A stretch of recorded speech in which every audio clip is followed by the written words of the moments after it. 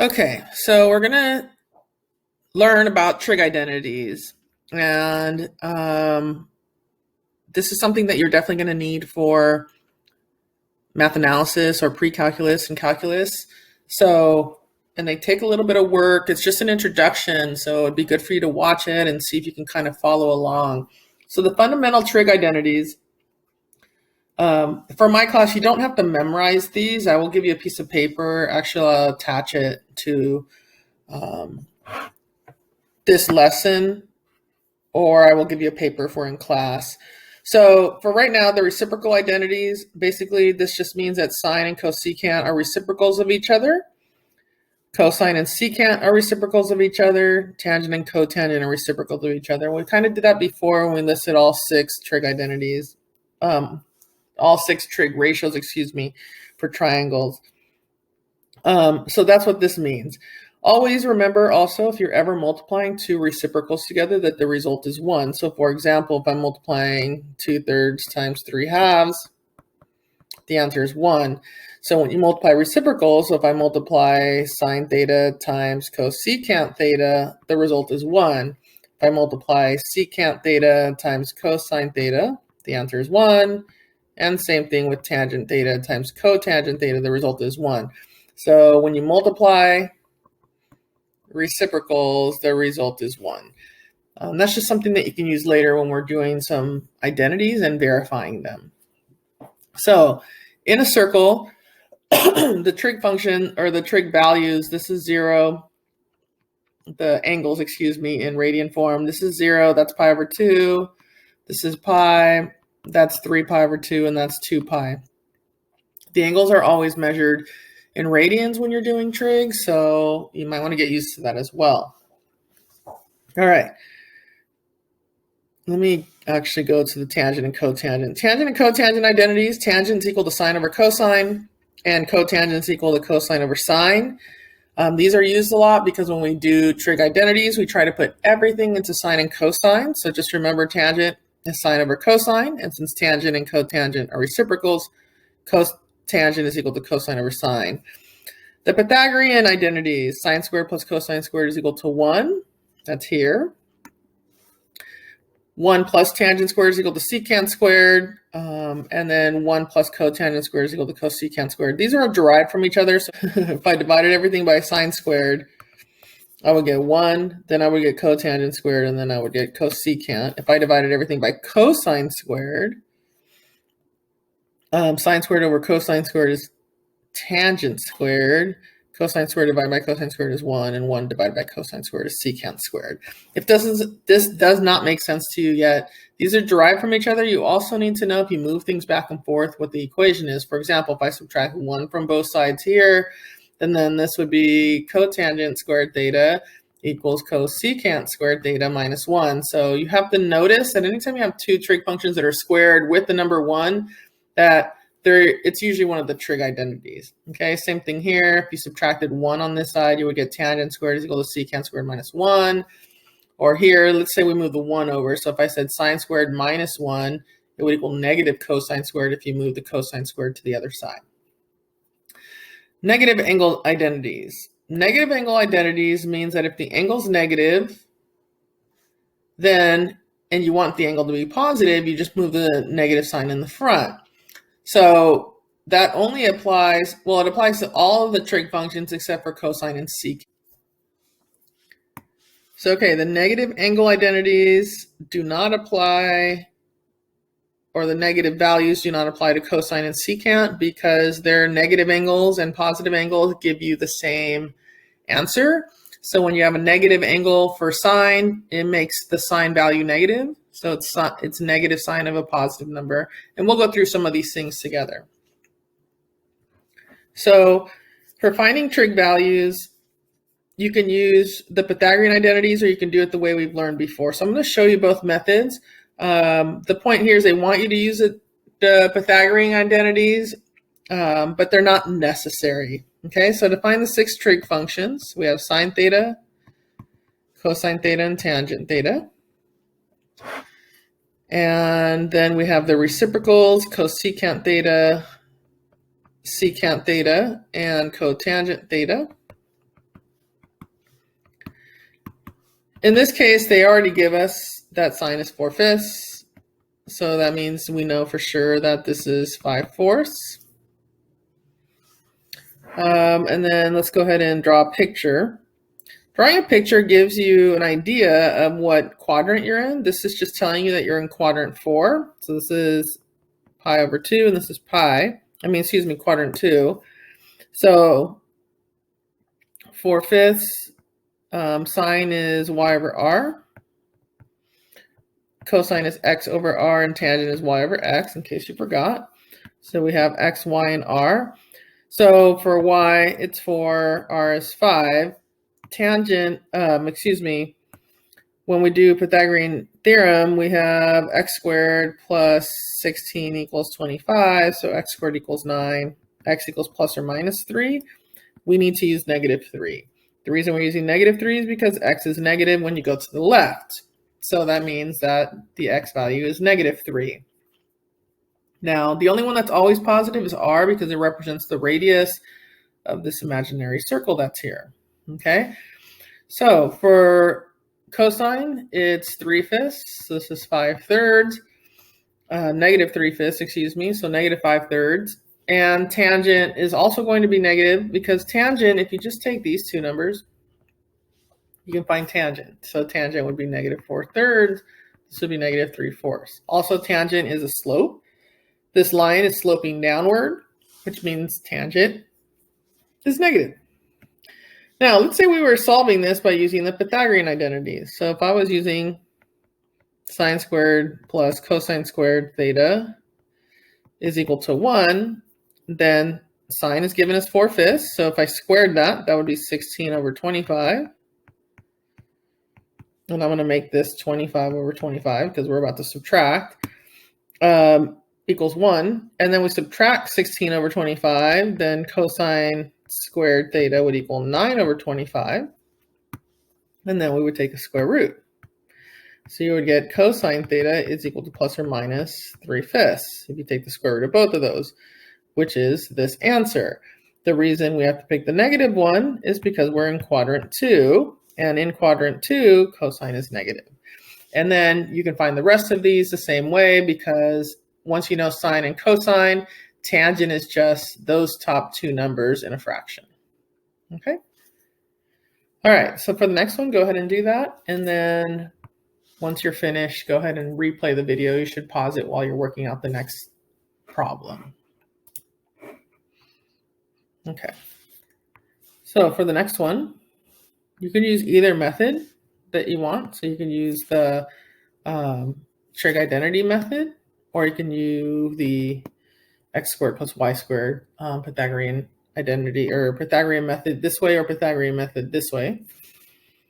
So in this case, we are in quadrant 3.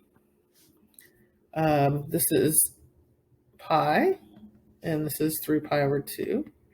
So we're in between those. Okay. So sine is -5/13.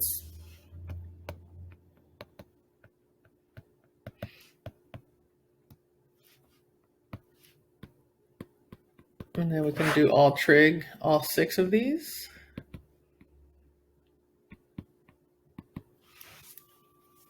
So x, y, and r. So this is -5, r is 13. So x squared plus 25 equals 169. X squared equals 144. So x is equal to 12. It's -12. You do plus or minus. Again, we're going to the left. That's negative. And we're going downward. That's also negative. So sine is -5/13. That's given. So that's -13/5. Cosine is -12/13. So this is -13/12. And again, for tangent, if you take these top two numbers and make a fraction, then that's tangent. Tangent is positive because it's the slope and it's going upward, and there's always one that's positive in every single quadrant. So you cannot have all 6 of these be negative. Therefore, in this case, since sine and cosine are both negative, tangent has to be positive. And if you remember also that at the beginning, tangent is sine over cosine. And if sine and cosine are both negative, then tangent must be positive. Okay. All right, so we're finally going to do some trig identities here. And there's more than one way to do them. And I'm going to go ahead and go through how to do those in this case. All right. So for the first one, we use the identities. If you look at the top, this is a cofunction identity. So tangent of pi over 2 minus theta, that's equal to cotangent. And then that's just equal to sine theta. Okay, when we're simplifying, you want to try to make everything into sine and cosine. And after you make everything into sine and cosine, then you want to make sure that you don't leave any fractions at the end. Okay? So cotangent is equal to cosine theta over sine theta if we make everything to sine and cosine. Sine is just equal to sine theta over 1. These will cancel and you will get cosine theta. So all of this is equal to that when we simplify it. For the next part, there's 2 different ways to do this, and I'll show you both methods. But let's go ahead and stick with trying to make everything into sine and cosine if possible. So secant is 1 over cosine theta. Tangent is sine over cosine. And because tangent is squared, sine and cosine are both squared. And then plus secant, which is 1 over cosine theta. Now there are 2 terms. Every term is separated by a plus or a minus sign. So we have 2 terms here. So there will be 2 fractions. The first fraction, if I multiply across the top, is sine squared theta. And then the bottom would be cosine to the 3rd theta. And then plus 1 over cosine theta. If I want to add 2 fractions, I need to make their denominators the same. In order to make the denominators the same, I would need to multiply this one by cosine squared theta. Okay, it's just like if I had, 1/3 plus, or let's say 1/6 plus 1/3, I would have to multiply by 2 over 2 so that I can add these 2 fractions together. So this means that I now have here, sine squared theta over cosine to the 3rd theta plus cosine squared theta over cosine to the 3rd theta down here. Now that they're the same, I can add the 2 fractions together. So at the top, I have sine squared plus cosine squared theta. At the bottom, I have cosine to the 3rd theta. If you recall, from the Pythagorean identities, this is the most common one from the Pythagorean identities, that sine squared theta plus cosine squared theta is equal to 1. And then if I have 1 over cosine to the 3rd, then 1 over cosine is secant. So this would be secant to the 3rd theta, because we don't want to leave it as a fraction. Now, again, you need to have these handy. And hopefully you have a piece of paper in front of you that you kind of refer to. So again, I was using this part first, and then I was using this part that secant's equal to 1 over cosine because they're reciprocals. And so then if you have 1 over cosine to the 3rd, that is equal to secant to the 3rd. Let me go ahead and show you a different way of doing that same problem. I'll try to use a different color so you can kind of see what's going on. Because I have 2 terms here, and each of the terms has a secant in them, that means I can factor out a secant. So I could do secant theta times tangent squared theta plus 1. So basically, if I take a secant squared out of this one, when I say take it out, you're really dividing it out. Then I'm leaving tangent squared. And if I take a secant squared out of this one, again, you're dividing it out, then that leaves a 1. So this is secant theta. And if you go back to the Pythagorean identities, anytime you have anything squared with a 1. So here, if I have 1 plus tangent squared, it's equal to secant squared. So I have 1 plus tangent squared, and that's equal to secant squared. And then we get secant to the third. So there's a second way to do the same problem by not trying to turn everything into sine and cosine at first, but to factor something out. And they're both equally, you can use both however you want, and they're both accurate. For the next two, whenever you have a 1 plus and 1 minus, these are called conjugates, and we use them a lot to try to get to simplify stuff. When you have conjugates, you don't have to multiply 1 times 1, 1 times cosine, cosine times 1, and cosine times negative cosine. You just have to multiply the first two terms together and the last two terms together. Now, and again, if you see a 1 with anything squared, one of the 6 trig functions squared, most likely it will be one of the trig identities. So if I have 1 minus cosine squared, I'm going to be using this Pythagorean identity.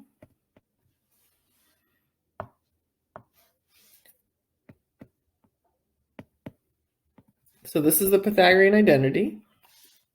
And if I would have 1 minus cosine squared, that means that this would move to this side. And that equals sine squared. And then that's it on that one. Okay, so you have to be comfortable with rearranging this equation by moving things back and forth.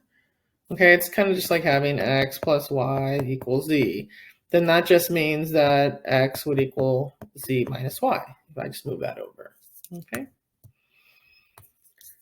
For the next one, we're going to make everything in a sine and cosine. So for this part right here, I'm going to make this not 1, excuse me. This would be cosine theta over sine theta. And this is sine theta over cosine theta. In order to add two fractions, you need to make the denominators the same. If the denominators have absolutely nothing in common, that means you have to multiply each fraction by the other denominator. So I'm going to multiply this one by cosine theta, top and bottom. And I'm going to multiply this one by sine theta, top and bottom.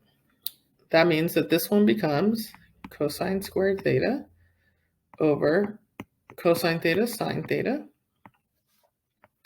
This one at the top becomes sine squared theta. At the bottom, cosine theta sine theta. And this is one term. It doesn't matter if you put cosine first or sine first. When I add the top together, I get cosine squared theta plus sine squared theta over cosine theta sine theta.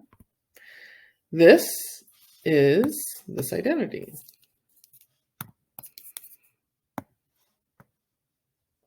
Okay, so if I have cosine squared plus sine squared, that's equal to 1.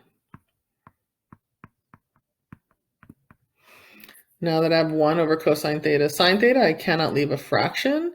So this is exactly the same as having 1 over cosine theta times 1 over sine theta. 1 over cosine theta is secant theta, and 1 over sine theta is cosecant theta. Those are reciprocals of each other. So that's what you get for that one. Try 2, 3, and 4 and see how you do. Again, try to make everything in a sine and cosine or factor if possible. So for this first one, we have one term, and I'm going to go ahead and turn everything into sine and cosine. So that's sine x. The middle part is cosine x over sine x. And the last part is 1 over cosine x. Now you could just cancel and cancel. I'm going to go ahead and multiply across the top. Across the top, I get sine x cosine x. And then I'm going to go ahead and multiply across the bottom. That's really a 1 here. So that also get sine x cosine x, which is equal to 1. If you wanted to cancel here and here, anything from top to bottom you can. This is one fraction, one term.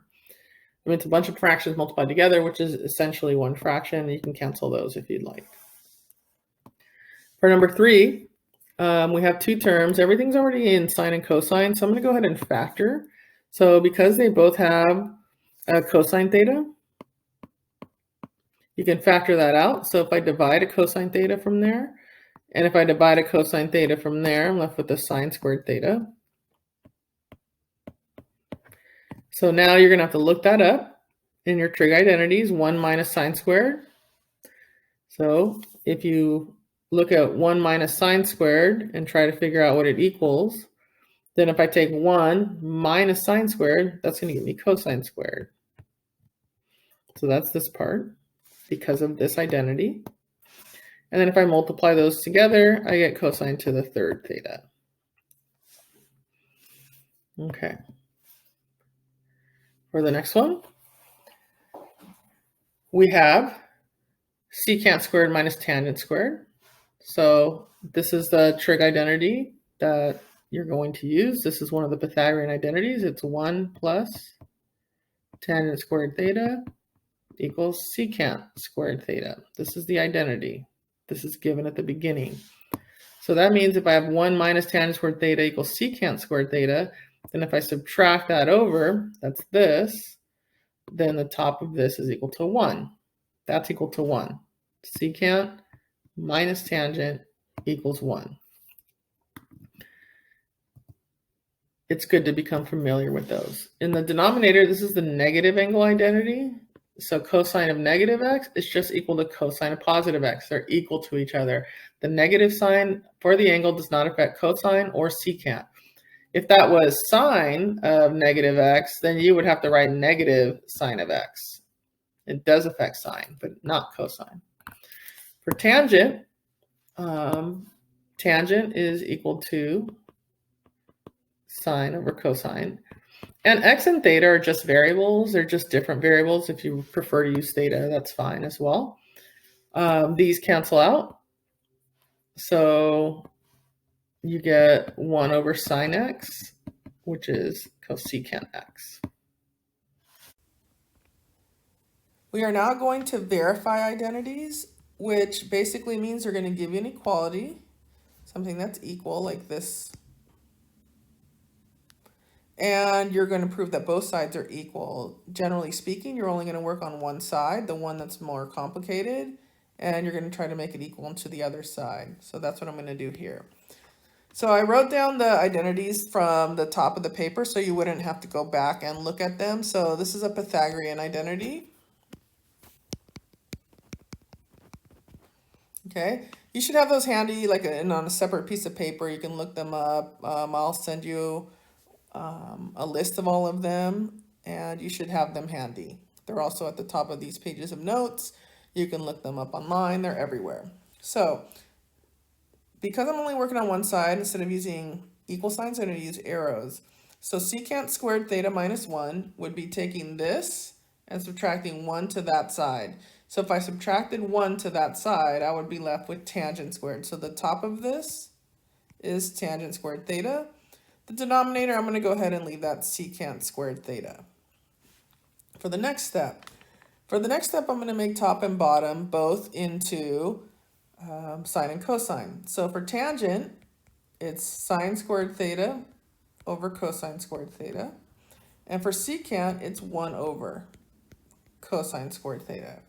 Now, the denominator at the top, the denominator at the bottom are the same. If you have the denominator at the top of this complex fraction, the same as the denominator on the bottom, they can be canceled.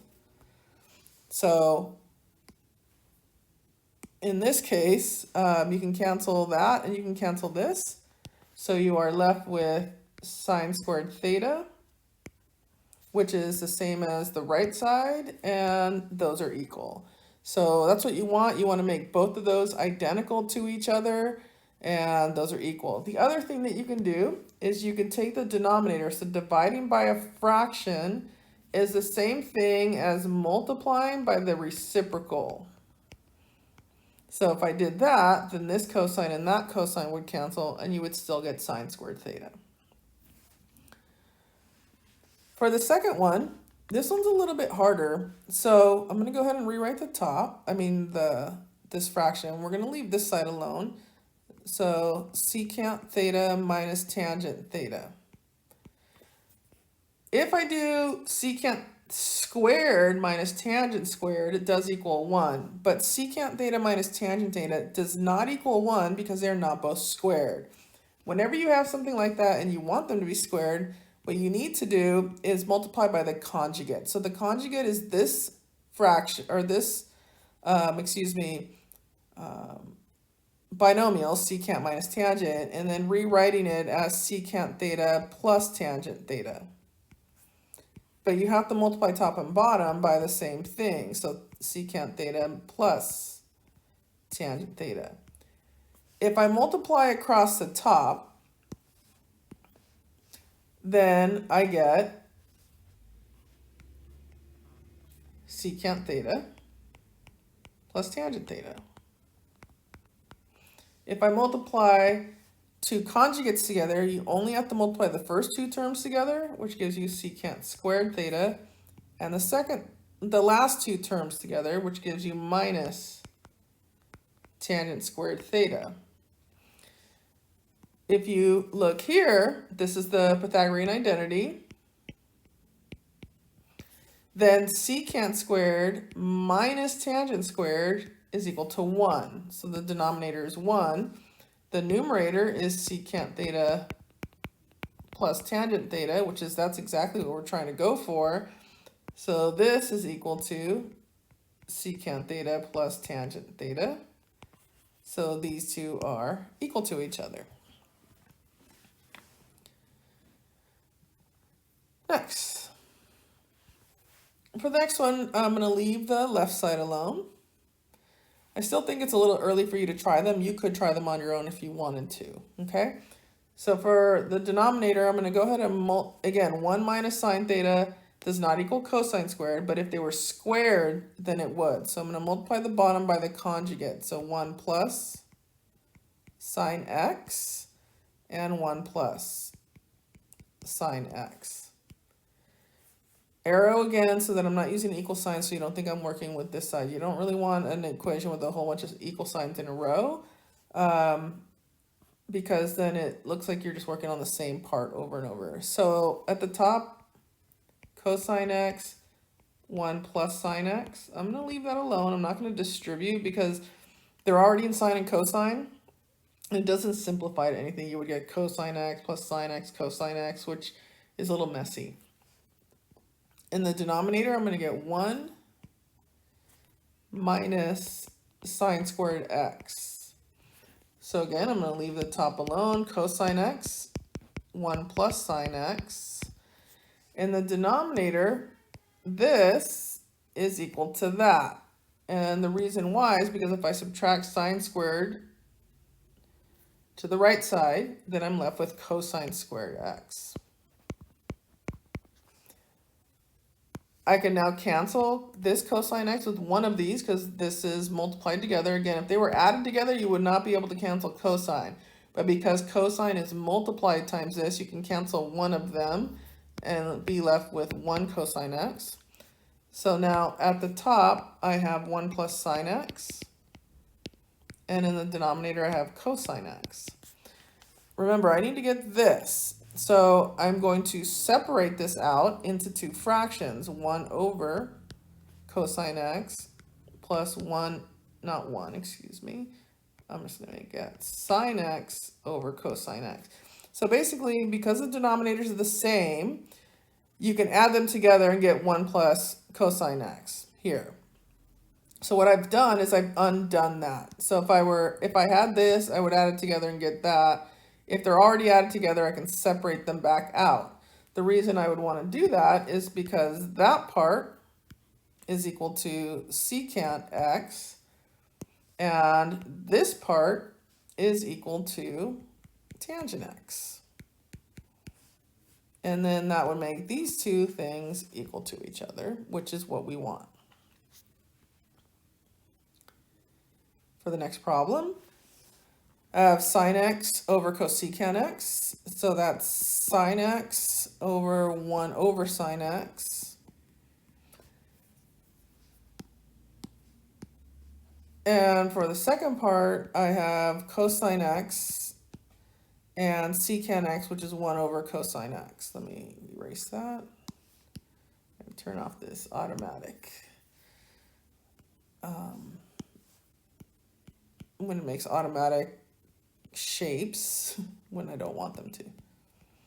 Now, you cannot cancel these. I know it's tempting. You see a 1 there, which is what we want it to equal. You cannot cancel these because this is the top one is the numerator and the bottom one is a denominator. So you have a numerator for the top and a denominator for the bottom. You can only cancel denominator this to this. So if these were the same, they're both denominators, then you can cancel them out. If not, then you can't cancel them out. I will show you a shortcut to this afterward. So what we're going to do is we're going to take, because we have a fraction on the bottom, we're going to flip and multiply it to the top. So sine x over 1, flip and multiply this to the top, cosine x over 1. What that gives me is, for the first part, it gives me sine squared x. And for the second part, it gives me cosine squared x. That means that equals 1. So this is the left side, and this is the right side, and those are equal to each other. Now what you can do for this is, anytime you have a cosecant on the bottom, you can just get rid of it and put a sine x at the top, secant at the bottom, get rid of it, cosine x at the top because of the reciprocals, which would give you this, which would give you 1. So you could always do it that way if you'd like.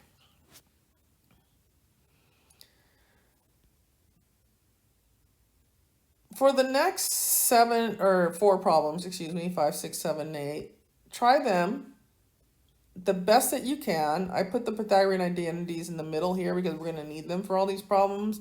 So you might want to do the same, or at least have them handy. And then after you've tried them, replay the video so that you can see how well you did on these. All right, for this first one, I'm going to go ahead and leave this cosine theta. This part right here, anytime you see something like this, it's a cofunction identity, which are different than reciprocal. This is equal to tangent theta. And I'm going to leave this side alone. This one, now cosine theta, tangent, is equal to sine theta over cosine theta. These will cancel out. So then I get sine theta equals sine theta, which is exactly what I want. For the next part, I have the numerator, cosecant squared minus cotangent. So basically, if I have cosecant squared and I subtract cotangent squared to this side, I would be left with 1. Okay, so if I got rid of this, moved it over here, I would be left with 1. In the bottom, it's cosine x, and then this tangent of negative x becomes negative tangent of x. That's the negative angle identity. And then the right side is negative cosecant x. I'm just going to leave that part alone. This now becomes 1 over cosine x times negative tangent, which is negative sine x over cosine x. You don't make the top and bottom negative because then it would be positive, and tangent it's negative. We're going to cancel out cosine x. So that's going to give me 1 over negative sine x, which is equal to cosecant x, negative cosecant x, I'm just going to go ahead and change this side. And, well, actually, I do have room to work. I could just add some extra room here. So this is negative cosecant x. And now they're equal. For 7 and 8, there are two different ways to do each kind, and I'll show you both.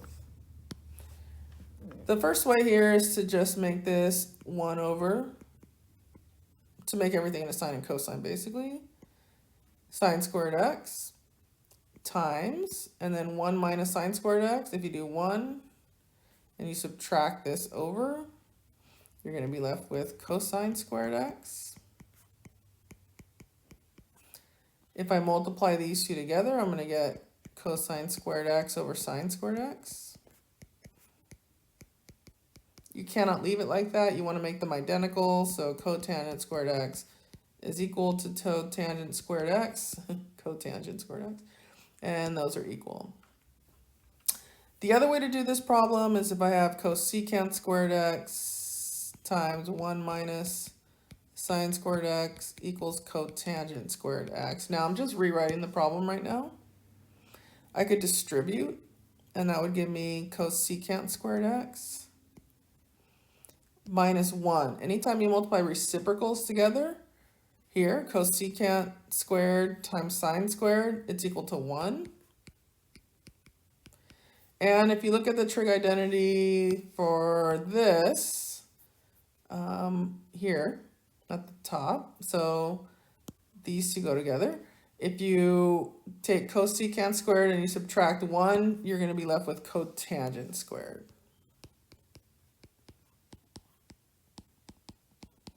And then those are equal. So there's two different ways to do this problem.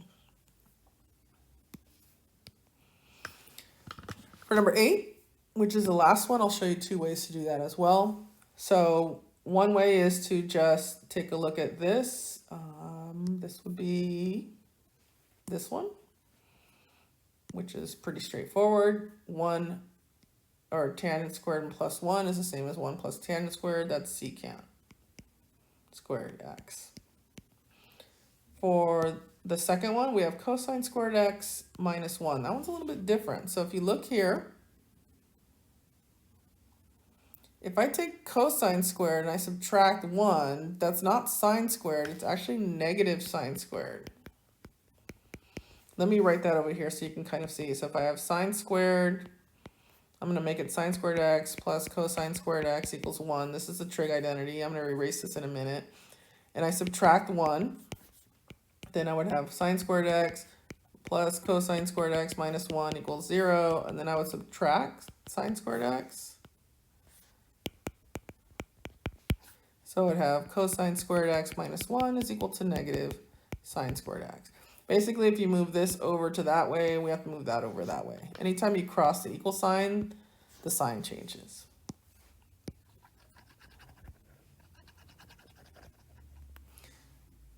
On the other side, I'm just going to leave that alone. That's tangent squared x. Here, I'm going to rewrite this into sine and cosine. So this is 1 over cosine squared x. Those are reciprocals. This is negative sine squared x over 1, which is negative sine squared x, over cosine squared x, which is negative tangent squared x. And those are equal. And the last thing is I'll do that a different way. So I'm going to rewrite the problem. Tangent squared x plus 1 times cosine squared x minus 1 equals negative tangent squared x. Now the other way you could do this is you didn't notice that. You just thought, oh, I see two binomials. I'm going to multiply. Then you can do that as well. So if you have tangent squared times cosine squared, then you just write that. Tangent squared x, cosine squared x. Then tangent squared times 1 minus 1. Then 1 times cosine squared. And last would be 1 times negative 1, which is negative 1. And I'll leave this side alone, or I'll just leave it negative tan squared x. I need to change this one around, so I'm going to rewrite this as sine squared x over cosine squared x times cosine squared x over 1. And then I'll just leave minus tangent squared x plus cosine squared x minus 1 equals that side. Here, those will cancel. So you're going to have sine squared x minus tangent squared x. You could change this if you wanted to into what it's equal to, if you can figure that out. I'm going to leave that alone for right now. Cosine squared x minus 1. And now hopefully you'll notice, or you probably won't because you're just doing this for the first time, but anytime you see sine squared plus cosine squared added together, it equals 1. Okay, and then you have minus tangent squared x minus 1. Those two will cancel out, so you'll get negative tangent squared x equals negative tangent squared x. And that's it. So hopefully that gives you a little bit more of an idea on what trig identities are and what they're used for. We will do a little bit more later. You will definitely use these later on and relearn them when you get to pre-calculus and calculus or trig, whichever you take. This will come in handy to have seen it before.